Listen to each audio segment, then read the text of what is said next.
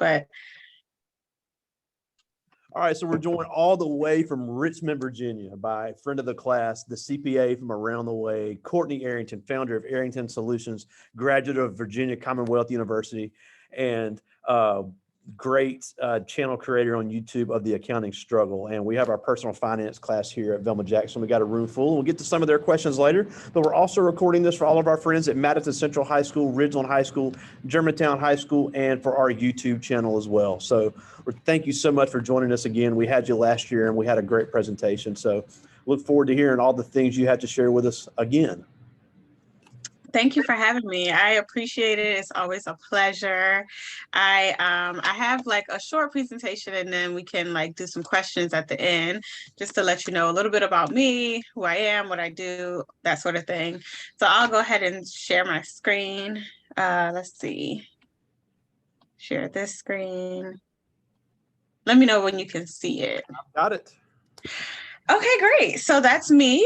I'm Courtney Arrington. As you stated, I did go to school at Virginia Commonwealth University. Go Rams. I don't know if anyone's planning on going there, but if you are, you should. So I have my degree in accounting and I have a CPA license. So I got my CPA license back in 2019 and I started in 2020, I started my virtual accounting practice. So I own and operate a virtual accounting practice called Arrington Solutions, where I help social media influencers and small business creators. So I'll just talk a little bit about me. So giving some accounting basics. So I think we talked a little bit before. So I know this is a finance class. I don't know the specifics of what you're going over. I don't want to be too high level or too in the weeds, but basically just to give you some accounting basics and the kind of things that I do with my clients. Have you all heard of the different types of accounts you can, or types of businesses you could set up? Is that something y'all gone over? Yeah, but that is something that's very important because we have some that want to start their own business. Some watching later want to start their own business. It's important to know the different types. Yeah, so we there's a couple different types that what most people do, like if you're doing hair or makeup, or if you have you're an influencer, you're creating content, you're starting to make money doing that. Typically what people do is they just create an LLC, and if it's just them, they're the only owner on their LLC, they'll be considered like a sole proprietor just because that's the easiest way to do it. And all of the money basically is the same as you. So the IRS, in their eyes, they see it as you and the business is all one person. Even if you set it up under a separate name, or maybe you have a separate YouTube channel or whatever that you operate under, it's all under one. What some other individuals do is they'll establish a corporation. So a corporation would be like Target Corporation or Coca-Cola or something like that, where you can have unlimited owners, as many people as you want. It's a lot more complex to set up and it's more expensive. And you do have to pay taxes on the corporate income. However, you can take money in from different investors. So you'll see companies going public, and you can buy a share of like Apple, or you can buy a share of Target or something like that. That's because it's a public corporation. So in order to be able to have that type of company where you want to grow to that extent, you would have to have a C corporation set up.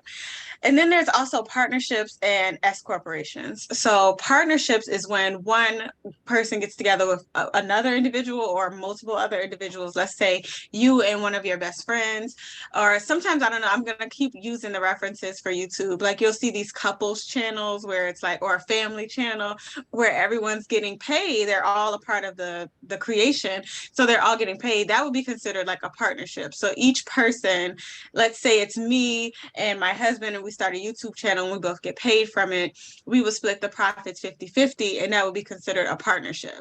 And then you have an S corporation, which is not a type of entity, but it's a type of taxing structure that a lot of people use to save money on self-employment taxes. So without getting too deep into the boring nitty-gritty details, these are kind of the terms that you'll get used to hearing if you start your own business. So if entrepreneurship is something that you are interested in, you'll hear a lot about S corps, C corps, and then sole proprietorships. And Mississippi is one of the easiest states in the country to get a LLC. It's only $50. Oh, is it? Yep. Oh, I didn't realize that. It's about $100 in Virginia, I think. So that's good. I mean, what you do for an LLC to set it up, you typically can go to like a legal Zoom or something like that. But all you have to do is really register with your state. You have every state has a state corporation commission. So you just go to them and you kind of say, hey, this is the business. I looked it up. Nobody else is using this name. This is what I want to be doing. And you register with that state. And you do have to pay fees annually, but they're usually under $100 a year. And then if you're making money, you potentially will have to pay taxes on the money that you're making. But it is a great way to earn a living. A lot of people shy away from self-employment, but if you're making, even if you're just doing it on the side, it's something that you want to be, doing organized with the paperwork to go with it. So that way, when you're ready to prove like, hey, I can buy a house or a car or whatever, you have all your documentation in order to be able to demonstrate that you have the money. Absolutely. So now let's just talk a little bit about what a CPA does, because a lot of people are not sure. They hear accounting, they think that might be the same as like finance. People confuse us with people who set up like retirement accounts and stuff like that. So just to give you some overview of what a CPA does. So a CPA is a certified public accountant, and there's a lot of different areas that you can choose to focus in. So with a CPA, for me, my area of focus is tax. But in order to become licensed, you do have to know a little bit about every area of accounting. So you have to get your degree in accounting and you have to study a bunch of different sections like auditing, taxation, financial accounting, managerial accounting. There's so many different types of accounting, but what you do when you get your license and you go into practice, you go into the field, you pick an area to kind of focus in on. So like I said, a CPA can do taxes, but you may meet some CPAs who are like, I don't do taxes. Please don't ask me. That is possible. So taxes is one of the areas of specialty. We also help with monthly money management. So my company, I offer bookkeeping, and we kind of just look at the day-to-day and the month-to-month expenses in your business, looking at how you're managing your money in your business, how you overall as an individual are managing your money, things you should be doing, things you should be considering, that sort of thing. And we track your financial performance in your business. So if your business is not making money, or if your business is losing money, or if you're growing, if you're on a decline, these are all the types of things that we will look at when we're kind of tracking your financial performance in your business. We also help with business formation services. So like we were just going over in the last screen where we talked about the different types of businesses you can set up. So you might say, oh, I want to set up a business. But again, you would have to decide what type. Is it going to be multiple owners, like a partnership? Is it going to just be you, like a sole proprietorship? Or do you want a corporation? So we would help with forming that business and getting you registered with the state for any types of things you would need to do. Some businesses, if you're selling actual goods, then like clothing or something like that, you may have to collect sales tax. So that's something that you would have to set up with your state. Also, if you're going to have employees and you're going to be paying your employees, you have to set up with your state and register with your state to be able to do that. And we help with that as well. That's the payroll management. So there's a bunch of different types of taxes. I don't know how much you guys talk about taxes in this class, but there's a million different types of taxes. But some of the main ones, of course, is income tax. We all know that. So if you have a job and you're earning income, you pay tax on that income. But there's also payroll taxes. So if you pay employees, you have to pay taxes on the money you pay them. That's even for the wealthy, people who have nannies, people who have butlers that work in their home. The money that they pay them, they also have to pay taxes on. So there's those types of taxes. And then there's sales tax. So if you go into a clothing store and you buy a shirt that says it's $99, but you end up paying $105, that extra $6 that they collected is for the city or the county or wherever you are. That money is going towards that. So it's a sales tax. And then there's a bunch of different other types of taxes like franchise taxes, excise taxes.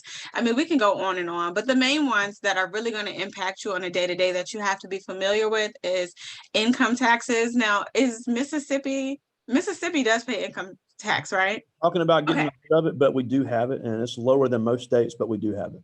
Okay, I know some states do not, like Texas, Florida. There's a couple different states where the Alaska is the only state, one I can think of. There's a couple more, but they're not as popular. Those are the states that don't charge income taxes. However, people think, oh, I'll move to Florida and I don't have to pay taxes. You still have to pay federal income taxes, and those are still very expensive. Those And it's make expensive up, to live in Florida. they'll have higher sales tax in those states as well. Oh, absolutely. They make up for it wherever you get a break. So it's also, you would be living in Florida. So there's always that. Um, so you can't really get around paying taxes. That's just something that is a part of life. Yeah, and I know you're getting on this next slide, but especially these young people, they may not think they need to worry about it, but not knowing about taxes, especially if you're going to be in business for yourself, can put you out of business if you don't have somebody handling it. Here's the thing, the IRS and other taxing authorities, like state and local taxing authorities, they don't care if you didn't know. So if you are supposed to be, let's say you're selling clothes, you set up a cute little online boutique, it's been doing great, you've been getting into all these pop-up shops and you've sold all this stuff and you've been charging sales tax because the website said, hey, do you want to turn on sales tax? You're supposed to, and you just have been collecting the money, not realizing that it's not your money. Well, they'll find out. And when they do, they'll say, hey, you owe us thousands of dollars for all the money you've been collecting in sales tax. And you're going to say, what? I've been spending that money. I thought that was mine. I had no idea I needed to pay that. They don't care. They want it, and they're going to charge you penalties. They're going to charge you interest. So before you set up shop or for any type of business, before you start to make money in any type of business, you always want to consult a tax professional. So not just a CPA, but someone who actually specializes in tax, and not just a tax preparer, but again, someone who specializes in tax, who can help guide you on what you should be thinking about. Because not knowing there's no like grace for that. You still have to pay, even if you didn't know. So before you just start making money, you always want to consult people. These things don't have an age limit. So it's not like if you're 16 or if you're 15 and you're making money, you don't have to pay until it doesn't work like that. You have to pay if you're making money. These little kids that we see on YouTube that are making the Forbes list because they are gamers and they made millions of dollars this year, they absolutely have to pay taxes. They are not, just because they're 6 years old doesn't mean they're not paying taxes. So it's something that you definitely want to consult a tax professional on right away. The longer you wait, the more expensive it can be to fix whatever mistakes you could have potentially made. So the question of, do I need a CPA? If you are making money, not at a job, not at a traditional job where you have a W-2, but if you have any type of self-employment income, like a side hustle, maybe you're doing hair, you're doing nails, whatever, then yes, you need a CPA or at least a good tax consultant that you can get together with and say, I don't really make that much, but I do hair every weekend. I've been braiding hair every summer, or whatever you've been doing to make extra money. And just let them know, hey, I've been making this money. What do I do about it? Because you may owe some tax on it and you want to get out ahead of that so that you don't end up, the IRS will always know. So a lot of people think, well, I'm going to just get people to cash at me, or I'm just going to take cash, or I'm just going to, the thing is, Cash App, Venmo, all of those payment processors that you typically would just be able to use to send money back and forth, they will actually send, at the end of the year, they send something to the IRS to say, hey, this person collected X amount of dollars in payments, just letting you know. So if the IRS doesn't hear from you and they see that you did not claim that income, eventually, it takes them a long time, but eventually they will catch up and they will say, hey, you made $15,000 that you didn't tell us about. What's the deal with that? And it could have been 5 or 6 years later, but they still want their money. So always consult a tax professional if you are making any type of money outside of your typical W-2 job. And then if you own a business, absolutely, you need to be working with a tax professional. And I would even argue that you should be working with an attorney, because you may have some type of business where you have these really good ideas or this really unique service or unique name, and you want to protect your intellectual property. So if you have a name that is very unique, I don't know if you all follow things like, if you're familiar with the brand Skims by Kim Kardashian. I don't know if this is shocking or not, but the Kardashians have always had issues with their names and other companies that have been established for years and years. So when it comes to, I think there was a Skin by Kim Kardashian was one of the brands that she was trying to come out with, like a skincare line, and there were already several other trademarks that had been filed for the same name in the same field. So of course there's a lot of back and forth legal stuff that has to happen. But if you don't have an attorney and you haven't protected your intellectual property online, you really don't have a leg to stand on, especially up against a Kim Kardashian or a Beyonce or somebody like that who has all this money. So if you come up with an idea, even if you haven't had time to grow and nurture that idea, if you know it's something major and it's going to be really successful, even when it's small, go ahead and look into protecting that, because once it blows up, it might be too late to try and go back and say, hey, I want to trademark this. So that's something you should be thinking about. So an attorney and a good accountant, you need both people on your team. Yeah, and we have business law in the spring. That's what I always say. It doesn't matter what's right or wrong. It just matters what's on the paper. Right. So I know another fame story, but Beyonce's first daughter's name is Blue Ivy, and she went to trademark that name, Blue Ivy Carter, I think, just because Blue Ivy has, appearances and stuff that she does. And there was an event planner that also had the name Blue Ivy. This woman's business had been thriving for years. Well, she had to give up her name because she lost, because she didn't have it trademarked. And I mean, she had already had her business established. So if you don't protect your property, you can definitely end up seeing a lot of loss that's unnecessary.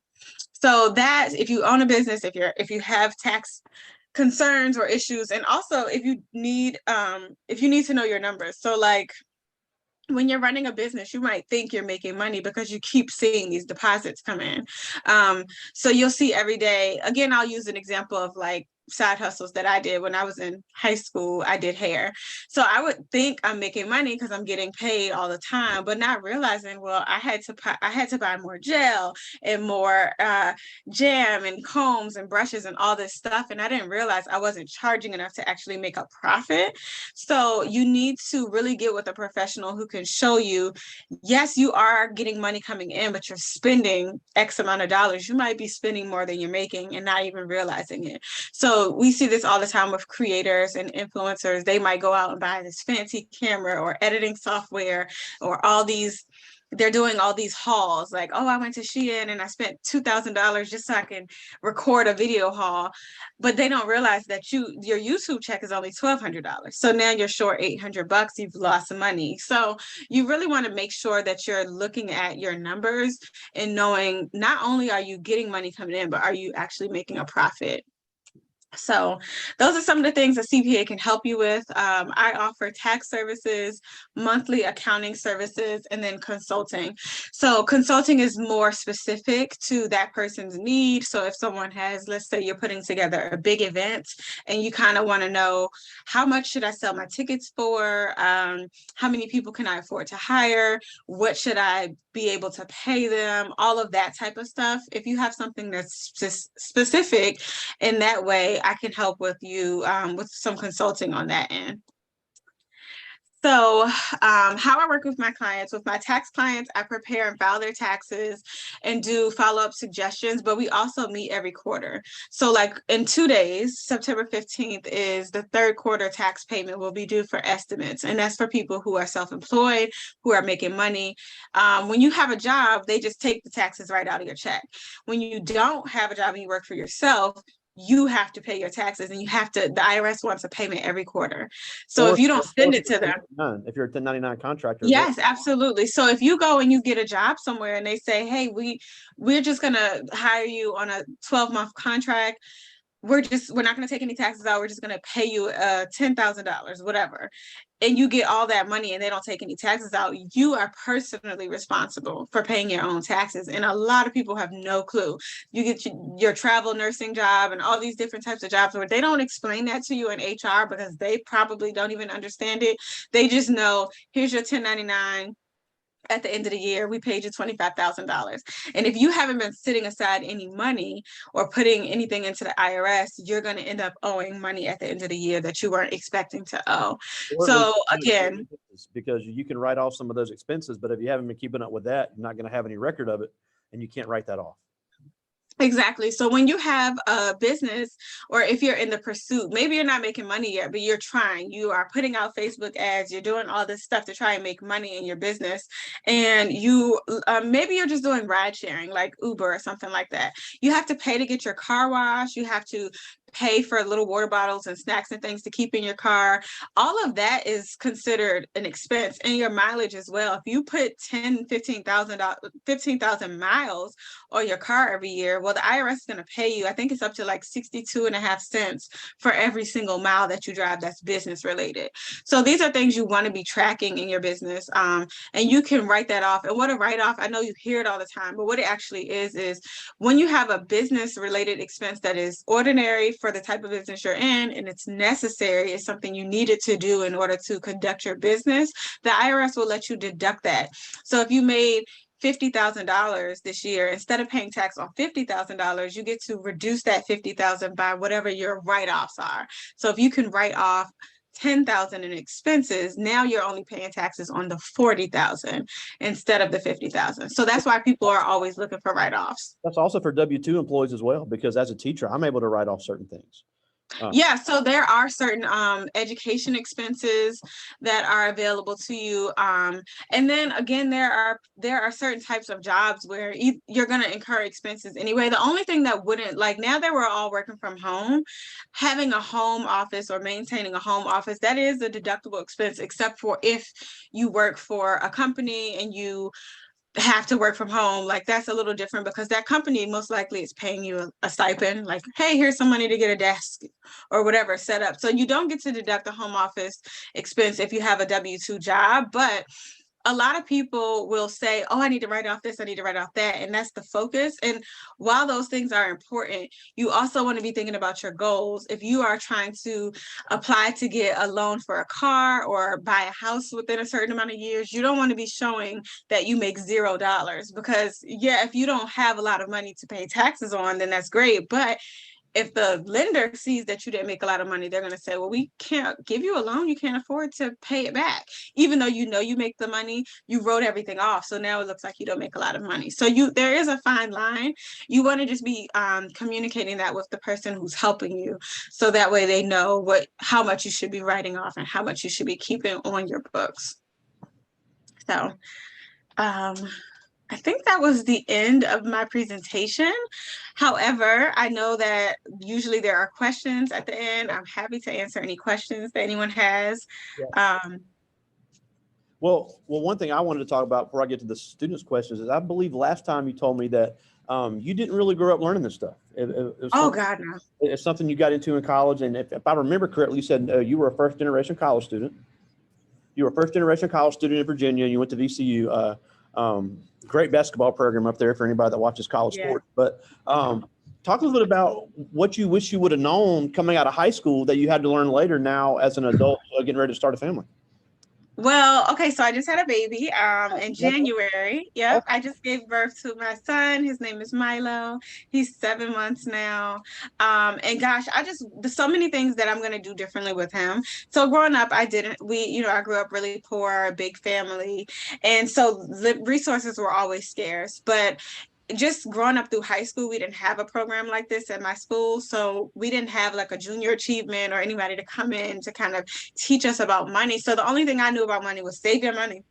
Don't spend all your money, just save your money. So that was all I ever heard, not realizing like, but you have to live and you have to have good credit and you have to do these other things. So once I got out of college, I was fortunate enough that my first like big job out of high school was working at a bank. I worked at a local credit union, and that was when I learned about credit and how important it is to, even if you're like, a lot of people are scared of credit cards and things like that. And I can understand it can mess you up really fast if you're not careful. However, having good credit is very important, especially if you plan to borrow money to purchase a car or a house, or even to put yourself through school.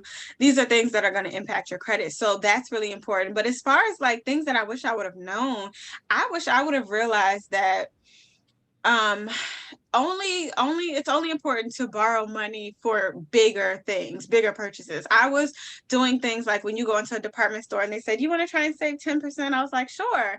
When you do that, you rack up all this unnecessary credit. So I had all these little credit cards, all these little 500 here, 700 there, and it all adds up. So every time you get paid, you're like, where's my money? Every time you get paid, your money is gone. So I did that so much, not even realizing, like initially I'm thinking, oh, I'm establishing my credit, but now it's just out of control. And now I'm just buying stuff I can't afford. I don't know why I would put a watch on my credit card. I can't afford this watch. So I would say, as a rule of thumb, if you can't buy it outside of a house or maybe a car, if you can't buy it right now, then don't put it on a credit card. It's probably something that you don't need or can't afford. And the same thing now we're seeing, like Afterpay, it's the same thing. Afterpay, Pay in Four, all that stuff where you can make payments on it, I would suggest not doing that, because again, it sucks up all your income. And having income is the best way to build wealth, because you can, save and invest and do those types of things. So Yeah, and the store credit cards, and they really prey on college students, and they prey mhm. on low income areas as well. And I think it's important for everybody that's watching now and later to understand that is one of the biggest financial traps, along with student loans, that you can fall into, and it is extremely hard to get out of. So I'm glad you mentioned that. Mhm. Now, and before I get to the students' questions, I also wanted to talk about what's the difference, because you are an entrepreneur and you've been an employee. What are the pros and cons of that? Because you hear a lot of kids say, I want to work for myself, I want to set my own hours, and that's great. But also, there's a lot of things you don't have to worry about if you're an employee. So talk about the Mhm. pros and cons of that, especially in the financial sense. Yeah, so now that I've been doing this a year, for a full year now as a full-time entrepreneur, there are pros for sure, but there are a lot of cons. I would say some of the biggest cons, I'll start with money ebbs and flows, and your money that you have coming into your business, you can lose clients just without even expecting it. So your money could just go down every month. You could be like, oh my God, I just lost $3,000 a month, and you weren't expecting it. So that can happen. And then you also can't, one thing that I wish I would have thought about is, when you just have a job, all you have to do is go to work and do your job. You're not necessarily responsible for bringing in more business. So if you work at the mall, it's not your responsibility to make sure people are coming into the mall. Um, but when you have a business, you work in the business, but you also have to make sure people are coming in and you're getting more clients and bringing in more money. Even if you have money right now, you still have to be making sure that those clients are happy and that they want to stay, but also that you can bring in more people. So money is the biggest thing, is that it goes up and down. So you have to be very, very firm in how you spend your money. You have to be budgeting appropriately and making sure you save. If you have a type of job, let's say you're a creator online and you get these big sponsored checks, that doesn't mean you should go spend it right now. That might be the only check you get for 2 months.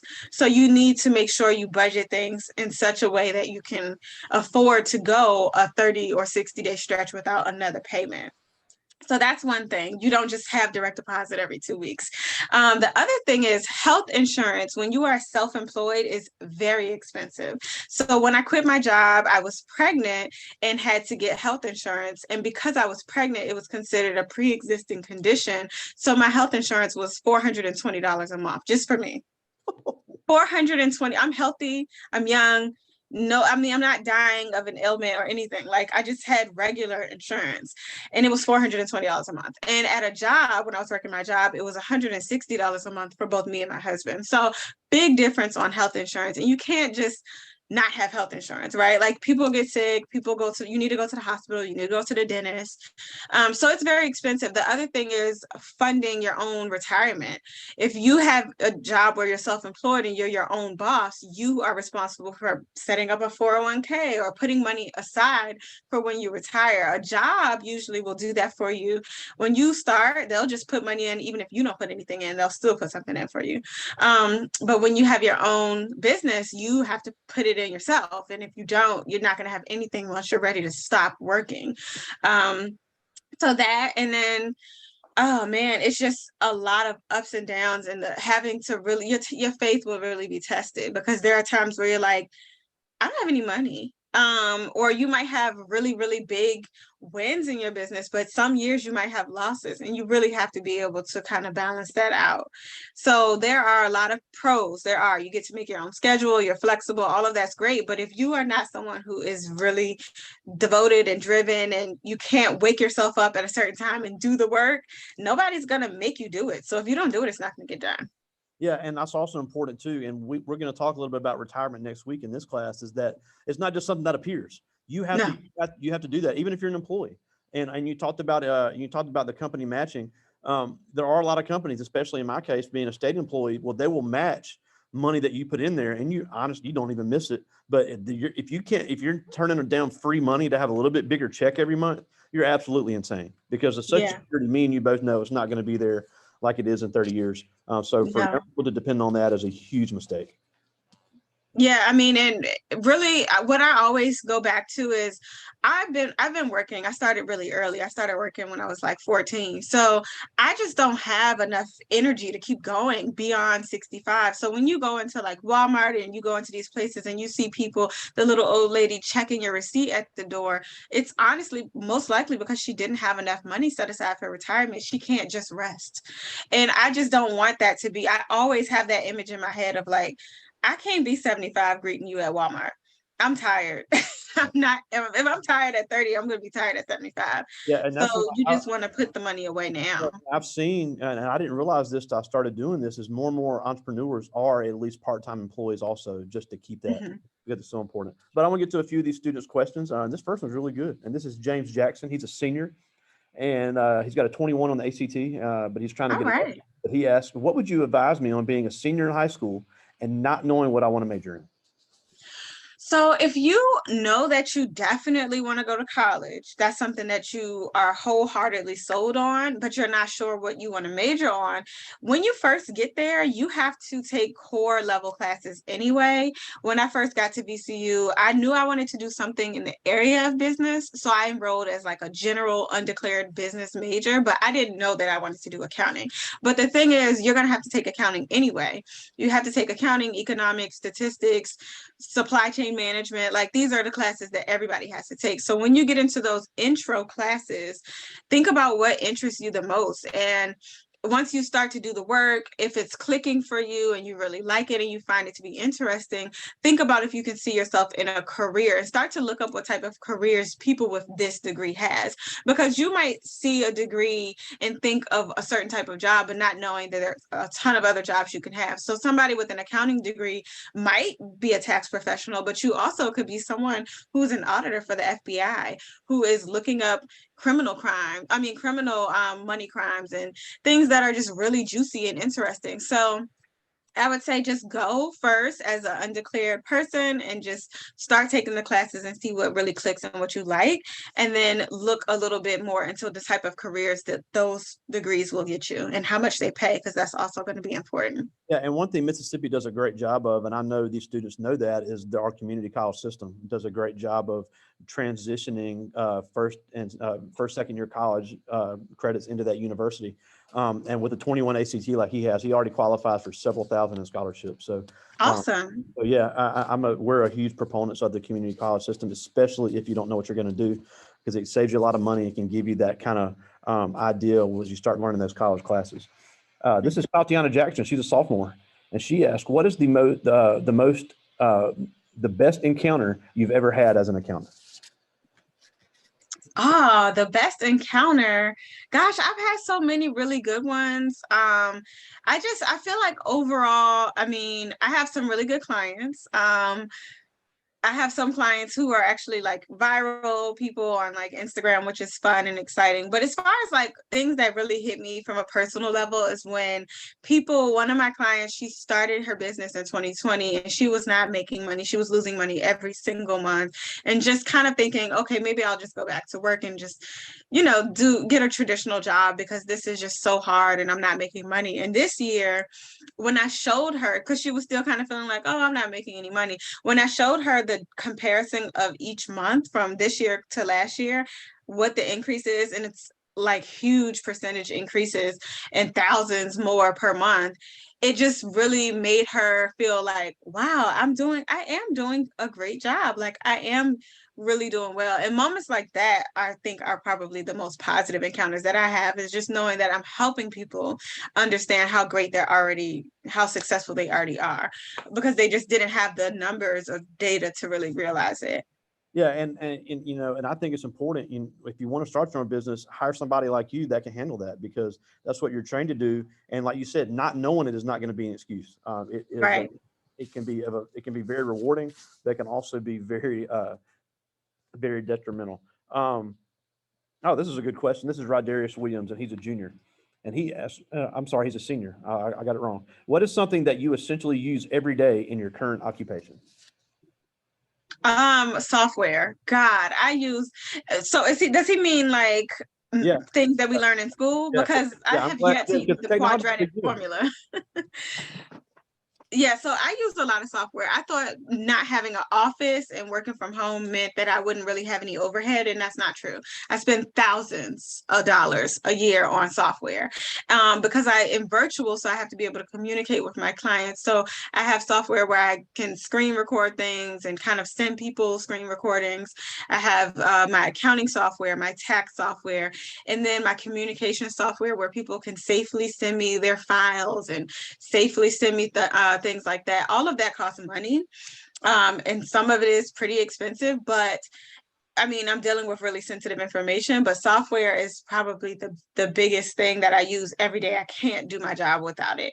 I can't do my job without being able to email people or get on the internet. So if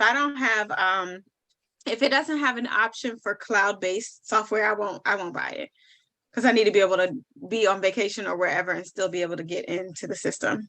Yeah, and they're all watching you on a MacBook right now, but So iOS, they get it.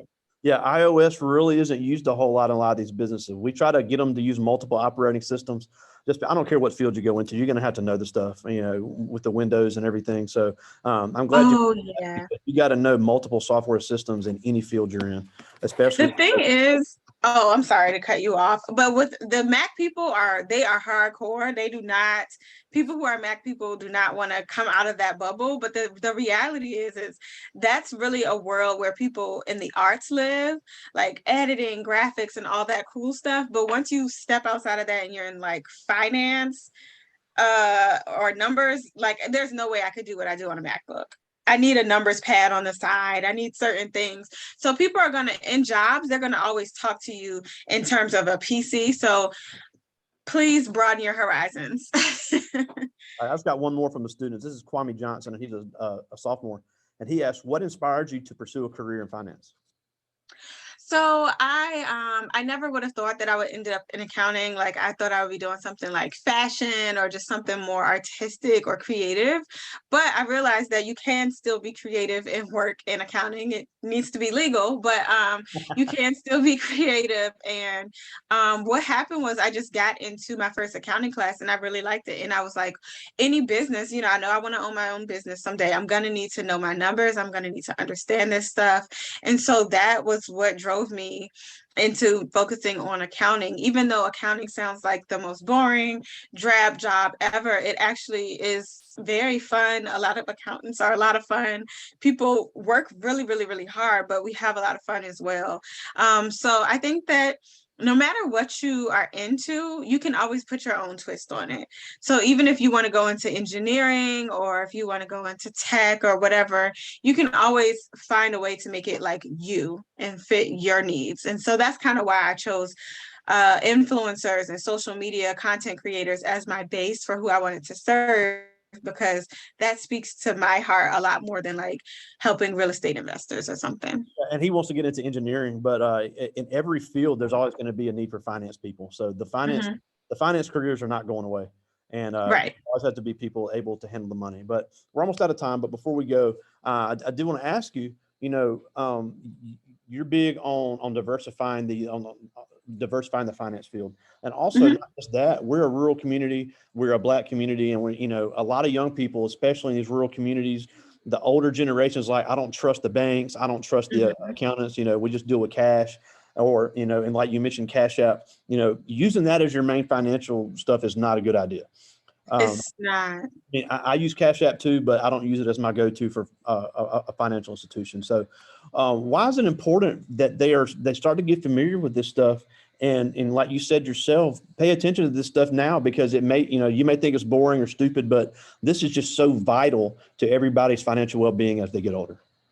Yeah, I think that pen and paper, as far as cash is concerned, like even writing checks, all of that is becoming more and more extinct. I mean, you're going to be hard pressed to even find someone who will accept a check from you.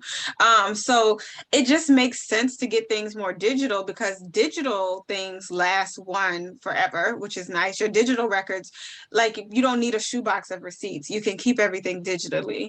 So that's one, but it makes accounting and your records and putting everything together so much easier, and it makes it more efficient. So the accuracy goes way up, because Excel or some type of software can catch a missing deposit much faster than you trying to write it out by hand. There's things that you're going to miss. You're going to transpose numbers, you're going to make mistakes, and it could cost you a lot of money. Whereas if you have things done in a system, the system doesn't have that human error aspect, because of course a human still has to work it, so there's room for error, but the margin of error gets a lot smaller when you move into a digital space.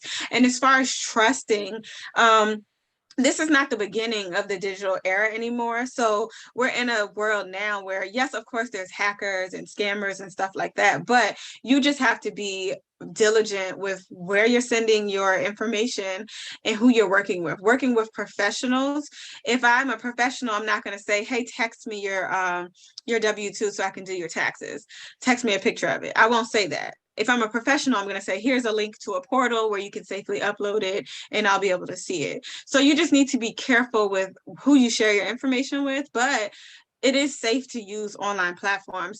The one that I use is actually invite only. So it's not something that hackers can just, I'm not saying they can't get into it, but it's less likely that they can just send me a junk email or something like that. That's awesome. Yeah. And you hear them say all the time, well, I won't only want to deal with a Black-owned business. You're right there. And you're a great example of that for anybody looking for any financial needs. But thank you so much for joining us all the way from Richmond, Virginia. Courtney Arrington, ArringtonSolutions.com. The accounting struggle on YouTube, great content there for anybody looking to get into the financial field. And, if you're looking for anybody for any small business financial needs, ArringtonSolutions.com. Thank you so much. It's always a joy to have you. And I'll email you later today about what I was talking about. Okay, sounds good. Thank you so much for having me. Y'all have a good one. All right, thanks. See you soon. Okay. All right. Bye-bye.